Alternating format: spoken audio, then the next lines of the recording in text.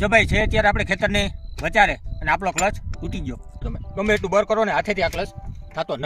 તો આના માટે કયો જુગાડ કરવો? તો આજ આપણે એક નવી જ રીતના ટ્રાય કરવાની છે. આપણે આપણા ક્લચના વાયરને આપણે પગમાં ગોઠવવો અને અહીંયા રાખી અહીંયા અને આને આંટી મારી દેશું.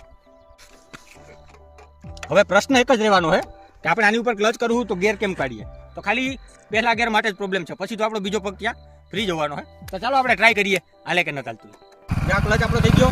હવે આપણે ફટાફટ પેલો ગેર નાખી દેવાનો હાથેથી. પેલો ગેર પડી ગયો આપણો, ઠીક છે. હવે ક્લચને ધીરે ધીરે આપણે પગને ઉપાડવાનો છે અને કિકનો સહારો લેવાનો છે. જો કોઈનો પગ ધૂલતો હોય કે કદાચ આડાવડો જતો હોય તો હવે આમ ધીરે ધીરે ઉપાડવાનો છે આપણે. પાછો ક્લચ કરીને બીજો. જો તો ભાઈ આપણો આ જુગાડ તો કમ્પ્લીટ કામ આવી ગયો. હવે અમે ઘરે જઈએ, નવો ક્લચનો વાયર બદલાવીએ અને ભાઈ ભૂખ લાગી તો બપોરાનું કરીએ. ચાલો મળીએ કંઈક નવા આવા જ વિડીયોમાં. ત્યાં સુધી